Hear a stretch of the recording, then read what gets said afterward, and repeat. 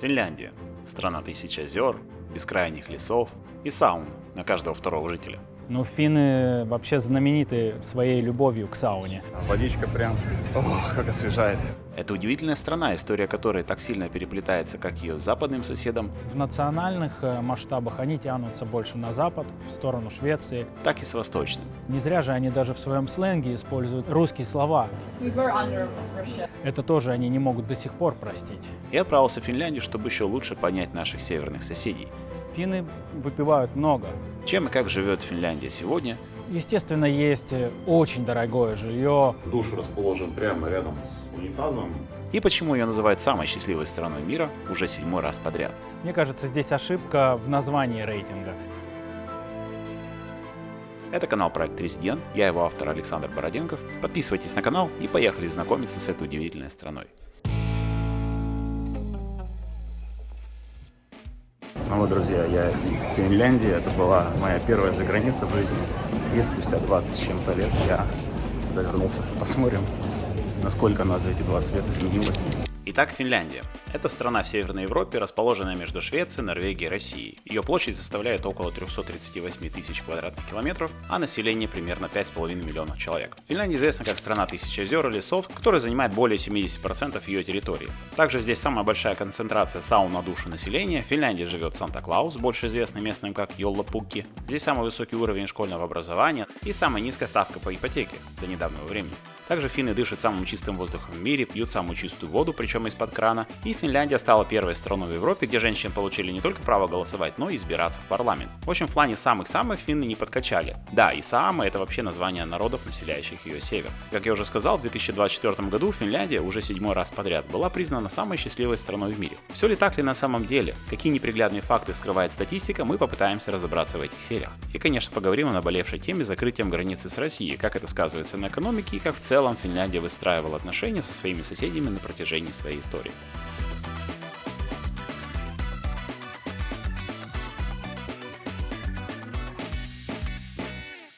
Как обычно, знакомиться со страной моего пребывания мне помогают местные жители, и Финляндия не стала исключением. Приехал я в 2008 году в Финляндию. В 13 лет я заболел этой идеей. В 2008 году получилось мне осуществить переезд в Финляндию. Сюда приехал самостоятельно по первой рабочей визе, начал работать на уборке. Многие так иммигранты здесь начинают. Старался, учил язык с первых дней, общался с финнами. Искал с ними как бы контакт общий. И на данный момент я уже работаю в крупной логистической компании, в центре логистическом, и еще параллельно занимаюсь собственным бизнесом с компаньоном. В Финляндию я прилетел из Швеции, где пытался понять все прелести шведского социализма в рамках моих выпусков про регион Скандинавии, самый развитый регион в мире.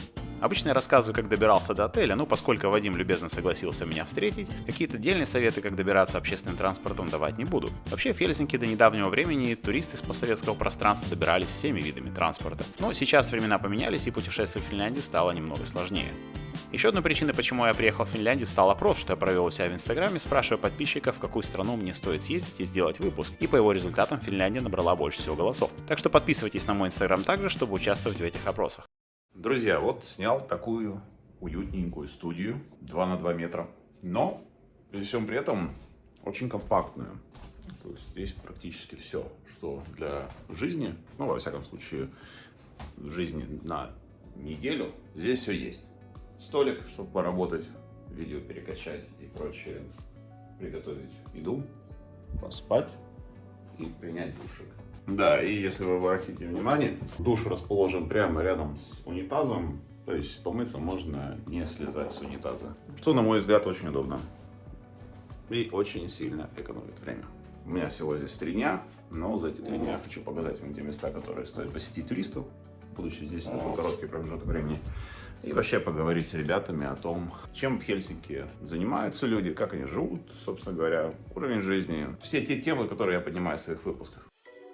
Комнату я снял прямо в центре, и оказалась она довольно-таки дешевой. Как я уже сказал, я побывал в 4 из 5 стран Скандинавии, и Финляндия выгодно отличается от остальных своей сравнительной дешевизной. Конечно, вы можете найти как отели, так и хостел, то есть есть различные варианты, но, понятное дело, если вы, допустим, приезжаете с девушкой, с женой, с ребенком, вы хотите хорошие апартаменты или отель, и это будет стоить 150 евро приблизительно за сутки.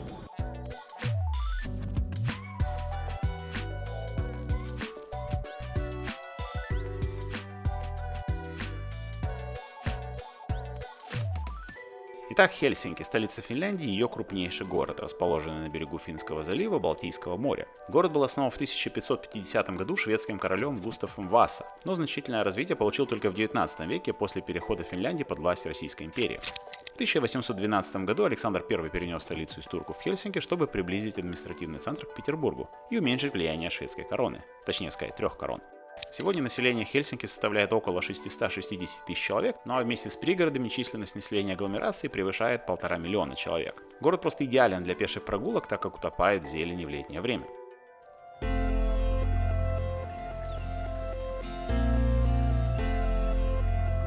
В Хельсинки много достопримечательностей. Это пешеходная улица Александринкату, новая библиотека Оди называется. Обязательно советую сходить в Атениум, это картинная галерея. А также, конечно же, церковь в скале, Сенатская площадь, Торговая площадь. Это самые главные достопримечательности города. По всем этим и прочим достопримечательностям мы еще пройдемся, чтобы через них попытаться понять такую загадочную природу этой страны и узнаем, как она живет сегодня. Однако, как правило, в начале своей поездки я стараюсь посетить главную достопримечательность той или иной страны или города. В Хельсинки очень тяжело выделить что-то отдельное, ну или в Финляндии в целом. Однако, пожалуй, каждый согласится с тем, что главная ассоциация, которая возникает при упоминании Финляндии, это, конечно, сауна.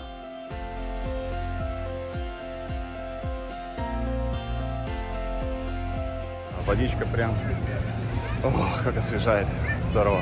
Не знаю, ребят, любите вы сауну или нет, но это однозначно стоит того. Тем более, смотрите, в каком живописном месте. Прямо в порту. Ну, финны вообще знамениты своей любовью к сауне. Даже устанавливают у себя в квартирах. То есть, когда строится многоэтажный дом, в каждую квартиру ставят сауну. В Финляндии на 5,5 миллиона человек приходится около 2,5 миллиона саун. То есть почти по одной сауне на каждую семью, а где-то и больше. Там реально можно встретить сауну везде. В квартирах, заводах, парламенте и даже в Бургер Кинге. Здесь проводили даже конкурс, кто дольше просидит в сауне.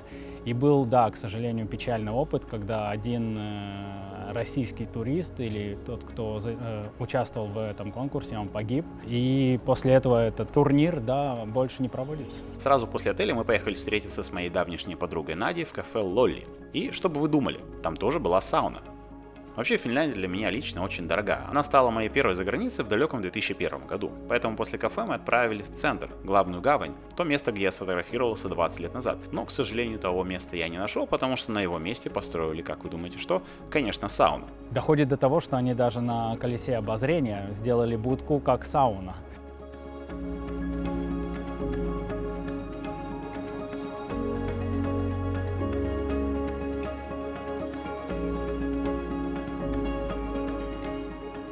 Кстати, на мой взгляд, сауна на чертовом колесе не самая лучшая идея, так как перепарившийся, перебравший с водкой финн может выбежать, чтобы остудиться, и парилка закончится еще одной трагедией. Финны выпивают много. Они могут выпить ящик пива на одного человека. Они выпивают много, и особенно в барах охрана дает возможность отдохнуть посетителям. То есть, если человек идет, разливает или разбивает, роняет бокал, его не выгоняют, ему дают возможность отдохнуть, расслабиться, он платит деньги, он не дебоширит, нет, он просто так отдыхает. Как известно, финны часто прикладываются к алкоголю, хотя Финляндия не самая пьющая страна, далеко не самая. В мире она на 45-м месте по потреблению алкоголя на душу населения. Чего не скажешь о кофе, где среднестатистический финн выпивает 4 чашки кофе в день или 12 килограмм кофе в год. Тем не менее, образ пьяного финна твердо закрепился в сознании нашего человека. Но во всяком случае тех, кто с финнами пересекался часто. А живя в Питере, я не раз оказывался в компании пьяных финнов-туристов.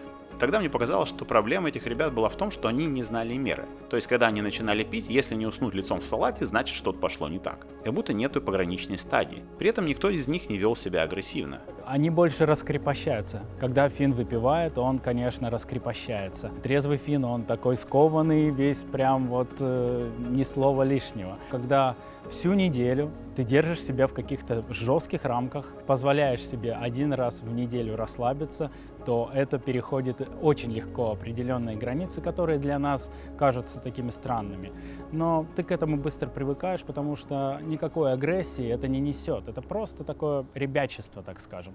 На самом деле Финляндия действительно долгое время имела проблемы с чрезмерным потреблением алкоголя, что в определенные периоды приводило к введению строгих ограничительных мер, сухому закону с 1919 по 1932 год. Скованность, наверное, все-таки связана с тем, что финны любят соблюдать дистанцию, давать пространство для другого человека, и, следовательно, они сами ведут себя также скованно в каждом аспекте жизни. То есть вот это вот, наверное, для них очень важный момент, который в крови у них идет, и такое поведение определенное, оно просто вот передается уже из поколения в поколение. Как я уже сказал, Финляндия в 2024 году снова стала самой счастливой страной мира по версии World Happiness Report. Этот рейтинг строится не просто на ощущениях счастлив-несчастлив, а целой куче показателей, таких как уровень доверия в обществе, социальная поддержка, свобода слова, ВВП на душу населения, уровень коррупции и ожидание продолжительности жизни. То есть финны не только кайфуют в саунах и пьют кофе литрами, но и реально чувствуют, что могут положиться друг на друга, доверяя своему государству. Мне кажется, здесь ошибка в названии рейтинга. Просто совокупность вот этих параметров, да, которые измеряются, именно поэтому, наверное, Финляндия занимает первое место или лидирующие позиции в принципе. Но когда ты с финном разговариваешь на эту тему, он так, конечно, улыбнется и недоверчиво и скажет, ну не будет верить в это. На самом деле все параметры на это и указывают, что в Финляндии безопасно, социальная поддержка, бесплатное образование, бесплатная медицина. Всем этим гражданин Финляндии может пользоваться. И немногие страны могут это себе позволить. Все это обеспечивается за счет налогоплательщиков.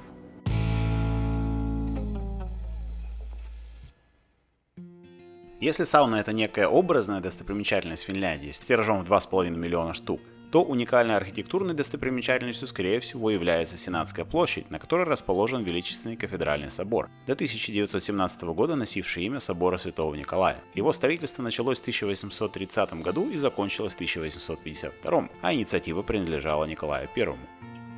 Это наша главная финская церковь, так скажем, это лютеранская церковь, то есть финны максимально упростили свою религию, и это отражается на их, мне кажется, национальном даже таком образе, то есть они очень прагматичные, простые, и когда заходишь в храм, там белые стены, памятник Мартину Лютеру и Агриколе стоит, и никакого такого убранства красочного, просто белые стены, все просто и лаконично. Перед собором стоит статуя уже другого русского императора. Император, которому поставлен памятник на Сенатской площади, это император российский. В данном случае это не Николай II, последний император, не только России, но и Финляндии в том числе, а Александр II, реформатор. И этот памятник был возведен в 1894 году, через 13 лет после убийства императора. И он как бы символизировал благодарность финского народа за его политику.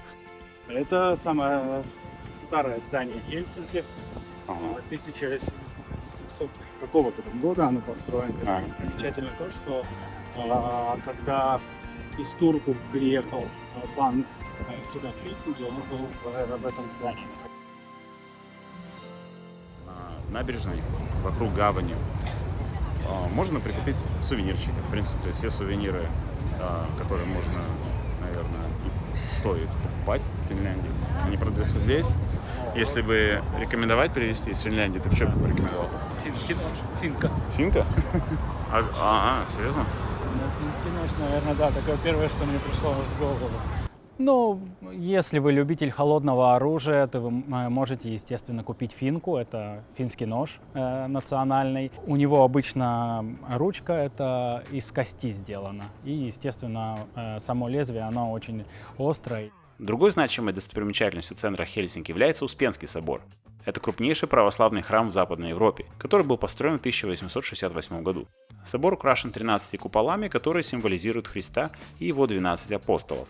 Внутри собора находятся редкие иконы и позолоченные элементы декора. Собор также ежегодно привлекает сотни тысяч туристов благодаря своему величественному виду и уникальному расположению. В Хельсинки много достопримечательностей. Это пешеходная улица Александринкату. Как вы понимаете, названа она в честь меня. Эта улица, которая дословно так и переводится, улица Александра в честь Александра I, является главной туристической улицей Хельсинки с большим количеством ресторанов и бутиков. Естественно, такая концентрация памятников архитектуры в самом центре города, напрямую связанных с Россией и ее историей, очередной раз напоминает об общем прошлом этих двух стран и наталкивает на мысль, что финны в целом с глубоким уважением относятся к совместной с Россией истории. Иначе как объяснить ту значимость, которую они придают этим памятникам? Однако это сильно контрастирует с тем, в каких отношениях друг с другом находятся официальные власти сегодня. Это заставило меня еще больше углубиться в тему взаимоотношений между Россией и Финляндией, поэтому, дабы понять всю хрупкость материи взаимоотношений, Вадим предложил съездить в город, где совместной историей пропитан практически каждый уголок. Мы договорились встретиться на следующий день. Однако, поскольку жил он в пригороде Хельсинки, мне нужно было до него еще как-то добраться. Если говорить об общественном транспорте, то в Хельсинки с этим все в порядке. В Хельсинки общественный транспорт очень развит. Есть и метро, автобусы, трамваи. Добраться из одного конца города в другой можно за час 20 приблизительно.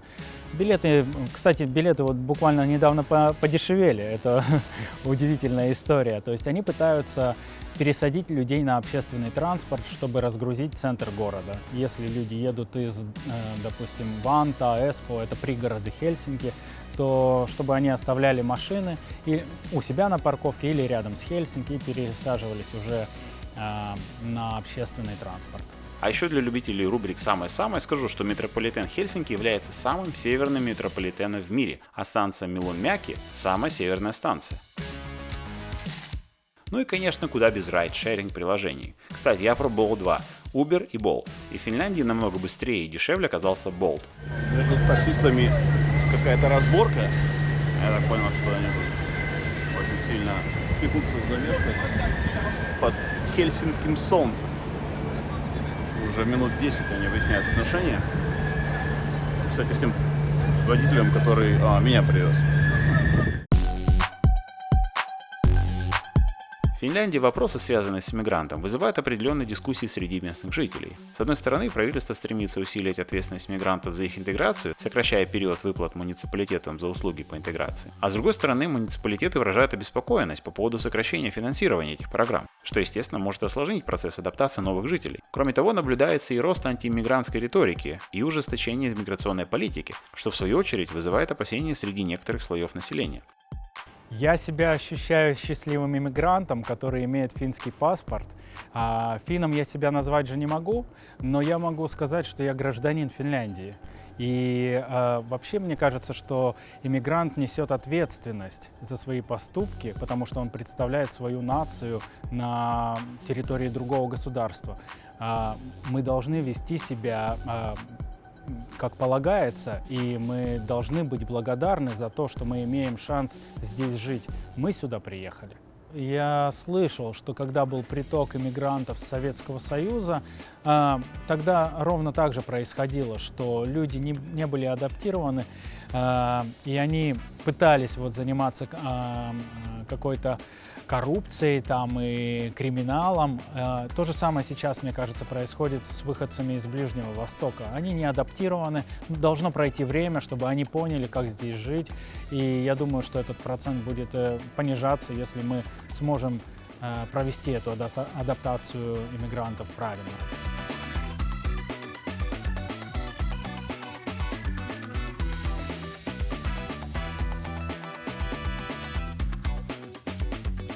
Главный же транспортный хаб Хельсинки – это его центральный вокзал. Именно отсюда уходят электрички до пригородных станций и поезда дальнего следования.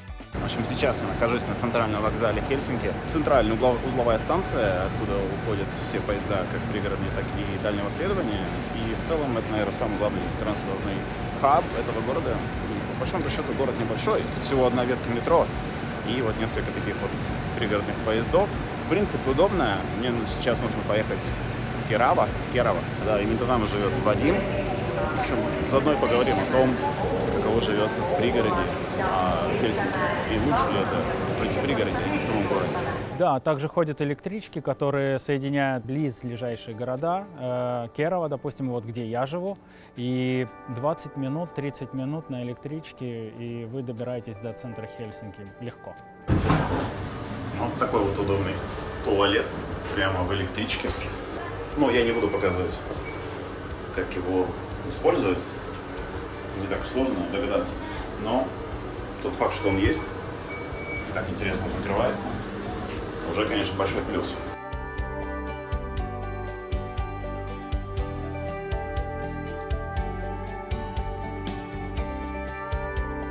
Керава – это небольшой городок, расположенный в 30 километрах к северу от Хельсинки с населением около 40 тысяч человек.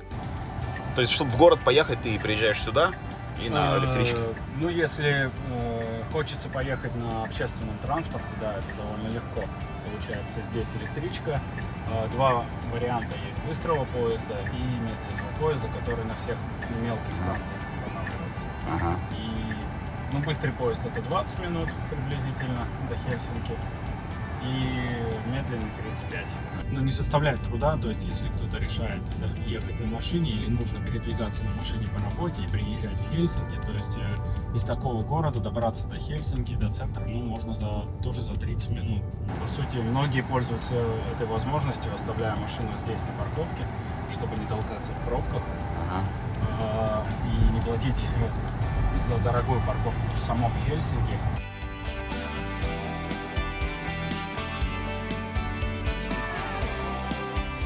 Для меня, в принципе, Хельсинки, я не столичный человек, то есть я жил и в России, в маленьком городе, и когда в Хельсинки я жил, я чувствовал, что слишком много людей, вот этот шум, мне нужно спокойствие. Я после работы хочу приезжать к себе домой, чтобы у меня было тихо, я мог послушать птиц на балконе, а также я жил, в принципе, в половине дома, у меня была своя территория, участок небольшой, то есть я пересаживал туи, занимался этим. Поэтому я люблю жить в Керава. Это не только дешево в половину, но также это приятнее больше для меня самого. Вадим покатал меня по улицам этого уютного городка, показал местные достопримечательности, как, например, два конкурирующих между собой супермаркета. Слева от него вот призм. Это как раз вот конкуренты. Они между друг другом конкуренты, они самые главные борцы здесь за бизнес. А также показал дом, где он живет. Вот, допустим, мой дом здесь, постройка где-то 76-го года или 78-го года.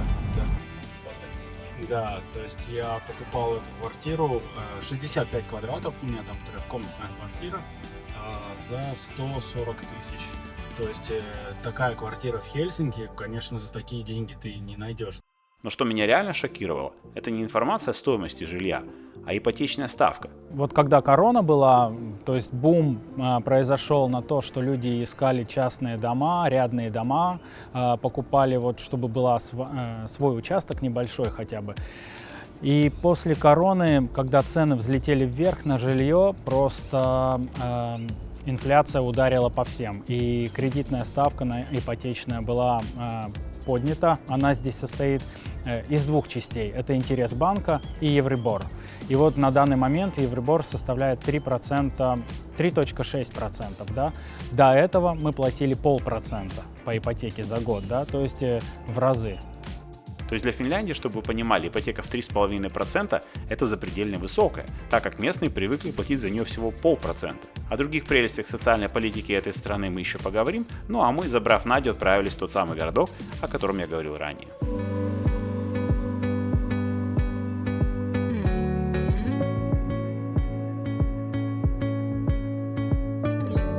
Лет, наверное, 6 назад они У них была двухполосная дорога, приблизительно от Хельсинки 60 километров, и дальше она была однополосной.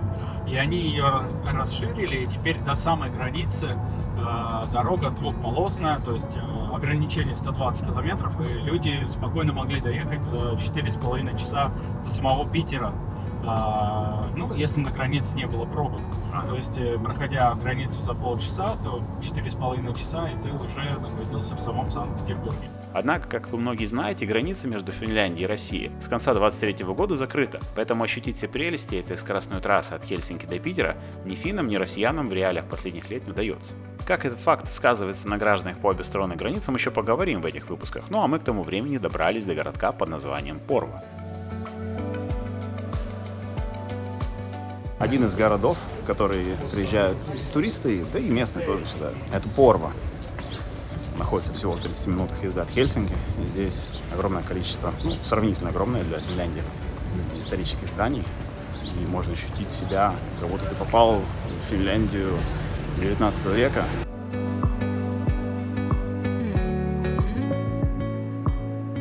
Мы очень любим ездить в свободный день в Порво. Это порядка 40 километров, нет, чуть больше, 60 километров от Хельсинки. Старый город, у него очень красивый исторический центр.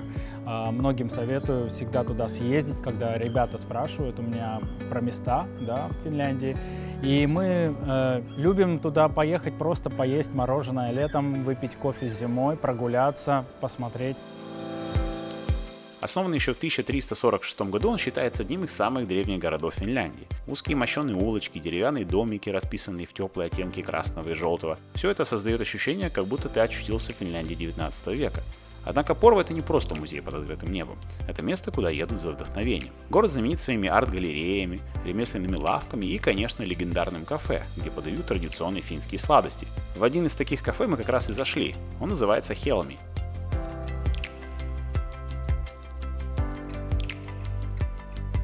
Национальный финский кекс, который называется Runeberg-торт.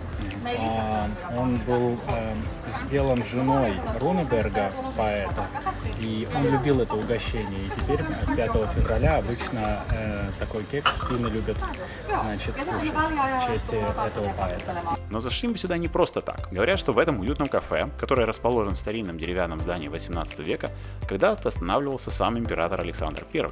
В 1809 году именно в Порво проходил исторический сейм, на котором Финляндия получила статус автономного великого княжества в составе Российской империи. There was this meeting here in Porvo, like in. Yeah, because we were under Russia. По легенде, во время того визита Александр I заглядывал в здание, где сейчас располагается кафе Helmi, чтобы отдохнуть и выпить чаю.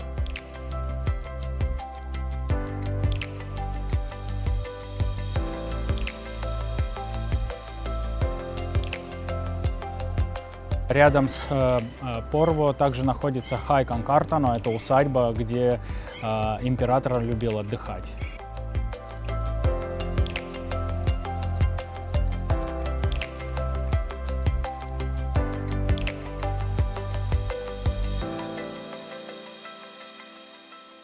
Здесь, пожалуй, стоит рассказать, как вообще получилось так, что Финляндия оказалась в составе Российской империи в 1809 году. Чтобы понять все предпосылки, вернемся еще на пару лет назад, во время наполеоновских войн.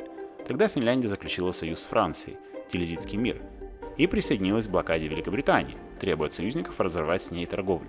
Швеция отказалась поддержать блокаду и сохранила союз с англичанами. Это обострило конфликт шведов с Россией и Францией. Российская империя же стремилась обезопасить Петербург, находившийся близ шведской границы, и укрепить свое влияние на Балтике. И Наполеон, желая изолировать Британию, давил на Россию, вынуждая ее действовать против Швеции. К тому времени шведское правительство было очень ослаблено, и король Густав IV терял поддержку. Экономика армии страдали от бесконечных войн, а Финляндия, как отдаленная провинция, очень плохо защищалась.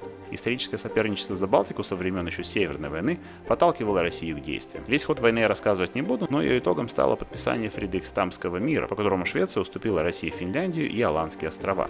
Финляндия стала автономным великим княжеством в составе Российской империи. Швеция потеряла статус великой державы, и ее король был свергнут.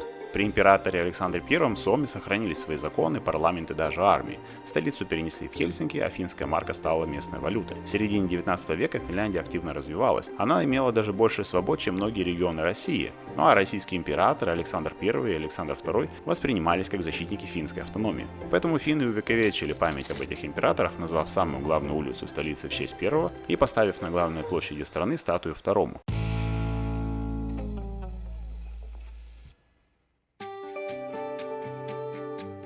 Но вернемся обратно в Хельсинки и поговорим немного об архитектуре столицы. Дело в том, что на современный вид города большое влияние оказал пожар в начале 19 века. Причиной стало случайное возгорание в одном из деревянных зданий. Тогда они составляли большую часть городской застройки. И пожар уничтожил около трети всех зданий города.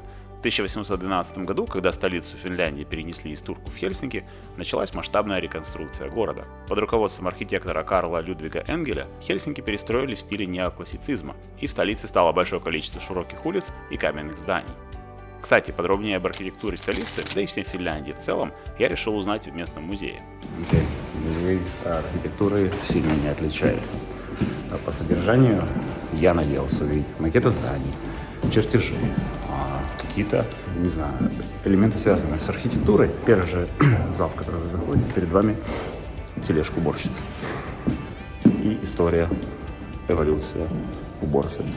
Вы также можете не только послушать о том, насколько эта профессия важна, чего я никак не оспариваю, но и попробовать непосредственно попользоваться или применить на себе эти навыки. Тем самым администрация экономит на уборщиках, что, кстати, очень грамотный подход, мне кажется.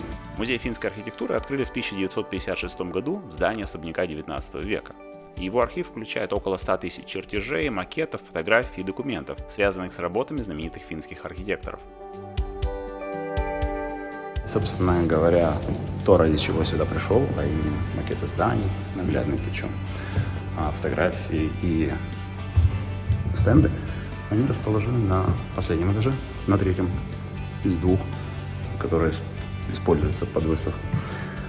И здесь, в принципе, да, вы можете посмотреть то макеты существующих зданий, как, например, я предполагаю, что это Стокман или Форум. Поэтому, да, и самая интересная архитектура. Учитывая, что вход в музей стоит 20 евро, оба музея, я думаю, он того стоит. В экспозициях музея эволюция национальной архитектуры от финского романтизма к современному экодизайну. Здесь стенды представлены по декадам, начиная с 1900-го и так далее. И вот, пожалуйста, 50-е годы. Кстати, в Хельсинки в 1952 году проводили Олимпийские игры, и страна, в принципе, наверное, тогда очень сильно заявила о себе на международной арене как одно из самых развитых капиталистических государств, при этом непосредственно соседство с Советским Союзом. Поход в музей будет полезен для тех, кто хочет понять, как скромная северная страна стала мировым лидером в области дизайна и урбанистики. Кстати, если вы хотите посетить музей, он работает 6 дней в неделю, выходной лишь понедельник. В общем, всем любителям архитектуры, тем, кто увлекается, и в музее архитектуры есть такая удобная карта, и на ней обозначены районы, в каких годах они были застроены. Поэтому рекомендую ее взять и вот уже прогуляться по эпохам, то, как менялось Хельсинки в конце 19-го и всего практически 20 века, вот, ориентируюсь по ней. Вообще, архитектура Хельсинки – это история о том, как город не только уважает прошлое, но и смело смотрит в будущее. Здесь нету противостояния эпох. В столице есть как гранитные фасады 19 века, так и современные стеклянные кубы. А в каждом кирпиче или изгибе крыши читается финская философия – простота, практичность и единение с природой. Интересная, конечно, архитектура в Хельсинки. Современное здание, стекла, железа и бетона соседствует рядом с историческими зданиями постройки еще, наверное, 19 века. Хельсинки очень сильно разрастается последние годы. Это связано, наверное, все-таки с тем, что Восточная Финляндия сейчас переживает не лучшие времена, и приток населения идет в столичный регион. И здесь не хватало жилья, и начали строить.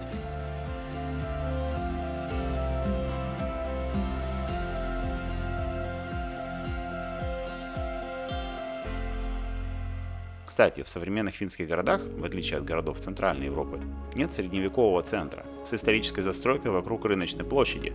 Кварталы жилой деревянной застройки 18-19 веков хорошо сохранились в Порво и Раума. Кстати, дворики в Хельсинки очень сильно напоминают знаменитые дворы колодцы в Питере. И поскольку я там 4 года провел, оказавшись вот в таком дворике, сразу навевает какая-то ностальгия. Тут даже арки похожие, и тоже стоят ворота. И чтобы попасть, надо, естественно, ввести код. Ну, то есть очень знакомо. Те, кто в Питере живут, однозначно поймут, о чем я. Естественно, есть очень дорогое жилье, новостройки. Но если вы поедете, допустим, на восток Хельсинки, где преобладает эмиграция, в принципе, с Африки или с Прибалтики, то там можно найти очень дешевое жилье. Оно будет выглядеть не со стороны, да, может быть так странно, там постройки 60-х, 70-х годов, но это будут чистые квартиры, и это будет довольно чистый дом, покрашенная, ухоженная территория. Интересно, что вплоть до эпохи модерна архитектура Финляндии развивалась под влиянием архитектуры Швеции и России. Иностранцы доминировали в градостроительстве до 19 века, и именно тогда в эту профессию стали постепенно приходить и сами финны. Вскоре после этого местная архитектура пережила стремительный подъем. Это наблюдается и в наше время. Тот же Хельсинки с каждым годом все больше и больше разрастается.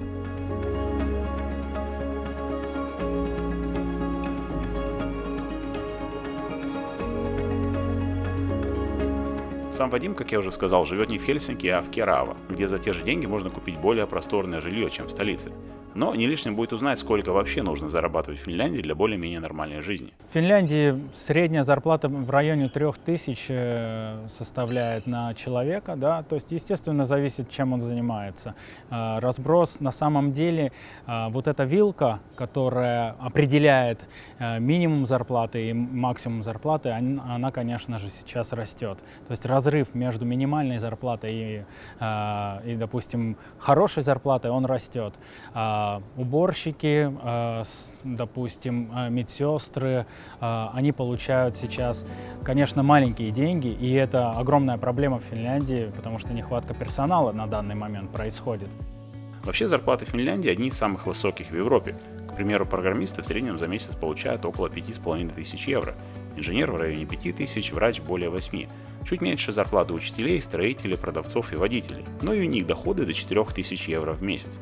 Политики, бизнесмены – это всегда заведомо такие очень уверенно, крепко стоящие на ногах люди. Они получать могут 5 и 10 тысяч евро, и для них жизнь в Финляндии не выглядит сложной, да? Все это, конечно, до вычета налогов. В Финляндии работает прогрессивная система налогообложения. Проще говоря, чем больше ты зарабатываешь, тем выше налоговая ставка. Но если ты один живешь, тебе нужно снимать квартиру, платить за квартиру, да, или ее купить и выплачивать ипотеку. И если ты получаешь 2000 на руки, допустим, да, после налогов, то может быть тяжело.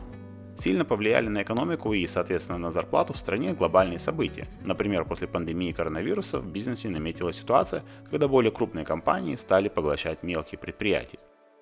Ну, вообще, после короны рынок очень сократился, потому что покупательская способность упала в Финляндии, потребительская корзина подорожала. Крупные игроки в бизнесе, они пользуются этим, они поглощают мелкий бизнес, и это печально складывается, потому что растет таким образом безработица. И я считаю, что Финляндия делает неправильные шаги, и в сентябре у нас повышается налог на добавленную стоимость. Он до этого сейчас на данный момент составляет 24%, будет 25,5%. И это будет опять понижать покупательскую способность нас, обычных граждан.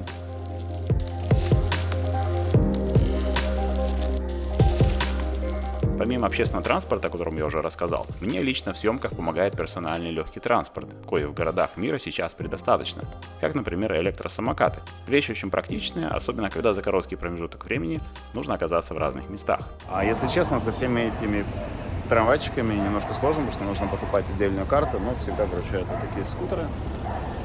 И здесь в Хельсинки мы тоже на них катаемся. Именно на самокате я решил добраться до следующей достопримечательности – дому-музею Павла Синебрюхова. Назван он в честь племянника знаменитого русского купца Николая Синебрюхова, который в начале 19 века основал здесь свою пивоварню. Кстати, она на сегодняшний день самая старая действующая пивоварня во всей Скандинавии. Компания прославилась фирменными сортами Ков, Гараж и Портер. Сами финны отмечают, что Ков у них ассоциируется с образом Хельсинки.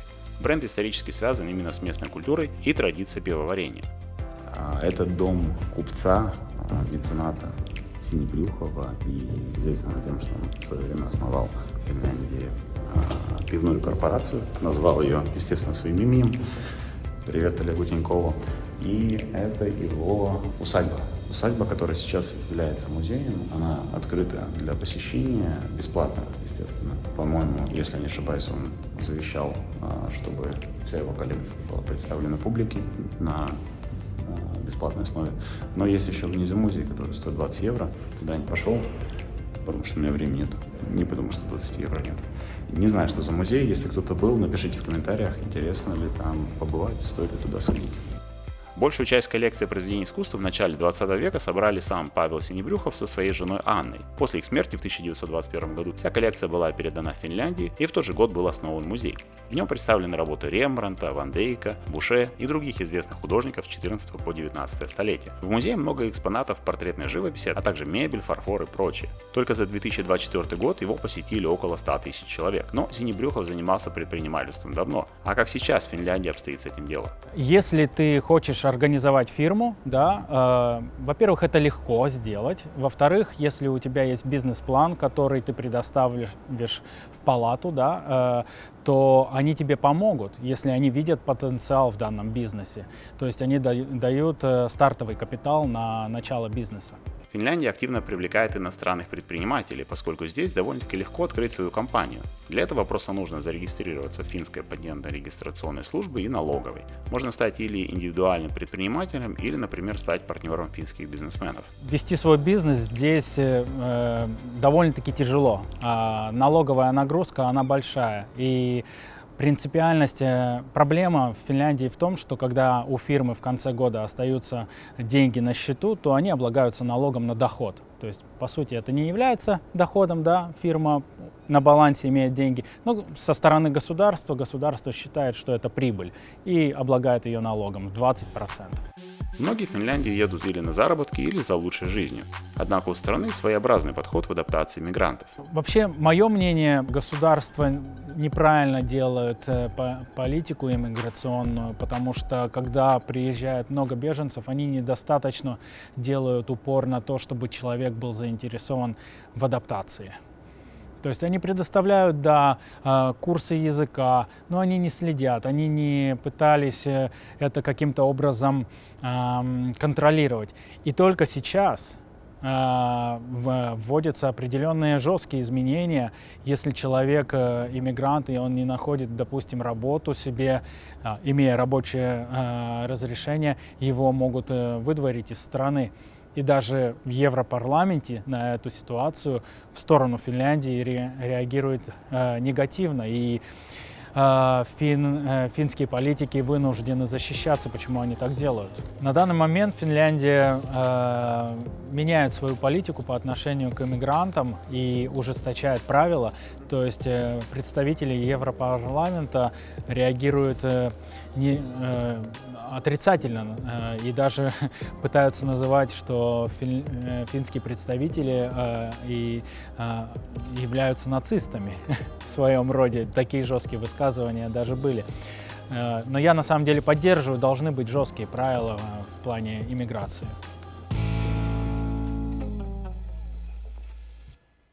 В этом выпуске мы много говорим об исторических связях между Финляндией и Российской империей, но нельзя забывать о том, что до Российской империи Финляндия почти 600 лет была в составе Швеции, и это не могло не сказаться на культурном облике нации. Все началось в XII веке, когда шведы во время Первого крестового похода захватили юго-запад Финляндии. Затем они продвинулись в центральные районы, а к 1293 году добрались до Карельского перешейка.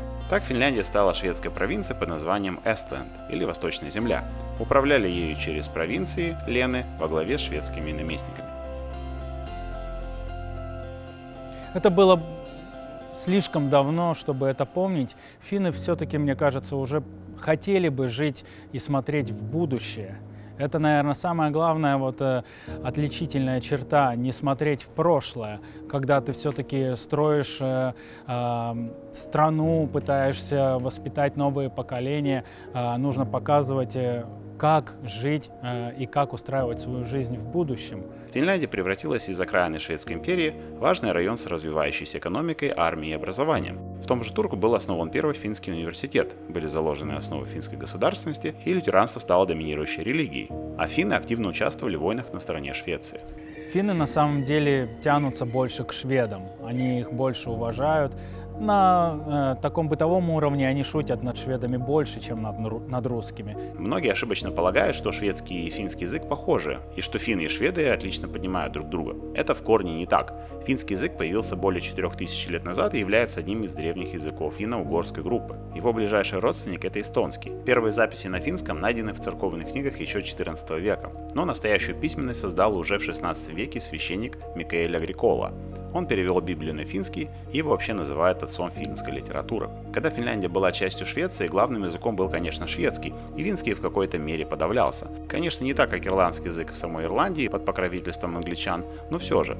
Об этом я, кстати, рассказывал в сериях про Изумрудный остров, посмотрите, если еще не смотрели. Чтобы выучить язык, нужно желание. Нужно идти и говорить с финном. Он никогда не скажет тебе, что ты говоришь на ломаном финском и перестанет с тобой разговаривать. Нет, он будет с уважением относиться, что ты пытаешься на его родном языке говорить, потому что данным языком владеет всего 5 миллионов населения. То есть они очень уважают, когда ты пытаешься с ними разговаривать на их родном языке. И путем практики и времени и трудолюбия. Однако все изменилось в 1809 году, когда Финляндия на правах автономии вошла в состав России. Финский язык стали развивать, открылись школы на финском, печатались газеты и так далее. А в 1863 году финский вообще уравняли в правах со шведским. Как я уже сказал, несмотря на общую богатую историю, финский и шведский совершенно разные. Второй национальный язык Финляндии — это шведский. Все улицы, первым название идет на финском языке, и ниже пишется дубляж на шведском языке. Если вы поедете, допустим, на запад Финляндии, то там будет ровно наоборот. Сначала на шведском, а потом уже на финском. Если по-простому, то язык суоми больше похож на венгерский и эстонский, в то время как шведский относится к северогерманской языковой группе и похож на датский и норвежский. Сегодня 88% финнов говорят именно на финском, а шведский используют лишь 5%, в основном на побережье и Аландских островах. Оба языка учат в школах, но финны, как и шведы, в подавляющем большинстве владеют и английским, поэтому у туристов проблем с общением точно не будет. Английского будет достаточно, чтобы жить, если ты будешь жить в столичном регионе. Ну или, допустим, в Турку, это второй крупный город. Стоит заметить, что помимо финского и шведского, третий самый распространенный иностранный язык является русский, на котором говорит 1,5% населения, и эстонский, на котором говорят 0,5% населения. Еще есть, конечно, и саамский язык, но на нем говорит всего 2000 человек, и язык считается умирающим. Сами финны называют свою страну Суоми, хотя точного происхождения этого слова неизвестно, скорее всего оно связано с природой Финляндии – болотами, землей, племенами и промыслом. Однако, возвращаясь к финно-шведским отношениям, стоит заметить, что, будучи под Швецией, Финляндия не была отдельным государством, а просто ее восточной частью. Управлялась шведской администрацией, законы были шведскими, и вся элита говорила на шведском. Не было у финнов и автономного правительства или столицы, а Турку был лишь региональным центром. В национальных масштабах они тянутся больше на запад, в сторону Швеции, но они ни в коем случае не принижают Российскую империю. Они ценят это наследие и очень ценят ту свободу, которую император им дал. Однако при Александре III ситуация начала меняться. В конце 19 столетия Россия начала проводить политику руссификации, ввела русский язык в управление и распустила финские войска. Финны начали протестовать против упразднения автономии и репрессий. А всеобщая забастовка 1905 года вынудила Николая II восстановить автономию, ввести одноплатный парламент, где женщины, кстати, первые в Европе, получили право голоса. Ну а дальше история всем до боли знакомая. После февральской революции 1917 года в России финский парламент принимает закон о власти, ограничивающий полномочия Временного правительства во главе с Керенским, а уже 6 декабря Сейм провозглашает независимость. В этот день в Финляндии отмечается национальный праздник. В России на тот момент уже свершилась Октябрьская революция, и власть перешла к Советам, стало быть, независимость Финляндии могла признать лишь действующая власть. Ленин поддержал инициативу, и в последний день 1917 года Советская Россия признает независимость Финляндии, а вслед за ней Швеция, Франция, Германия и другие страны. Так закончился период шведско-российского владычества в истории Финляндии. Если провести сравнение этих двух периодов, то Финляндия была более-менее автономной под Швецией, где она управлялась как обычная восточная провинция, без собственного законодательства и доминированием шведского языка. В составе Российской империи она получила широкую автономию, имела свой парламент, сейм, финский язык стал официальным, а экономика и культура развивались свободнее. Но период политики русификации также сказался на протестных настроениях финнов в борьбе за полную независимость. Однако первый же год независимой Финляндии знаменовался гражданской войной. Общество, так же как и в России, разделилось на два лагеря – красные и белые. На протяжении многих лет рабочие и крестьяне Финляндии страдали от бедности, голода, безработицы, в то время как элиты и буржуазия сохраняли свои привилегии. После провозглашения независимости в стране усилилось противостояние между социалистами и консерваторами. Начало гражданской войны Финляндии пришлось на январь 1918 года. Тогда красные захватили власть в Хельсинки и промышленном юге, создав рабочую народную республику. Белые же установили контроль над сельским севером, а их центром стал город Васа. Ключевым сражением гражданской войны стала битва за Тампере. Она началась в марте 1918 года. Тогда белые, под командованием Карла Маннергейма, начали массированное наступление на юг. Спустя всего месяц красные капитулировали. В том сражении они потеряли около 2000 бойцов убитыми, а 11 тысяч попали в плен. Это сильно повлияло на расклад сил в противостоянии. Уже в апреле германские войска высадились на юге Финляндии, заняли Хельсинки и помогли белым окончательно подавить сопротивление. Итогом конфликта стало установление консервативного режима, а Финляндия стала буржуазной республикой. Однако в современной Финляндии война рассматривается как национальная трагедия, а не как победа одной стороны над другой. Многие историки по сей день спорят о том, что причина, почему Ленин так быстро признал независимость Финляндии, без возражений, как раз заключалась в том, что он был убежден в победе красных, но, как мы видим, судьба распорядилась иначе. И с тех пор начинается уже новая история взаимоотношений финнов и русских, только уже в рамках советско-финских отношений.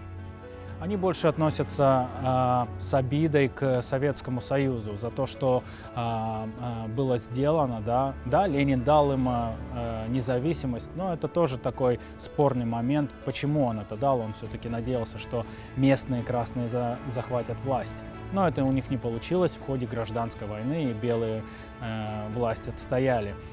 Друзья, поскольку вы досмотрели выпуск до конца, то большое вам спасибо за ваш интерес. И я очень бы хотел попросить вас поделиться этим видео. Делается все это просто и занимает всего несколько секунд.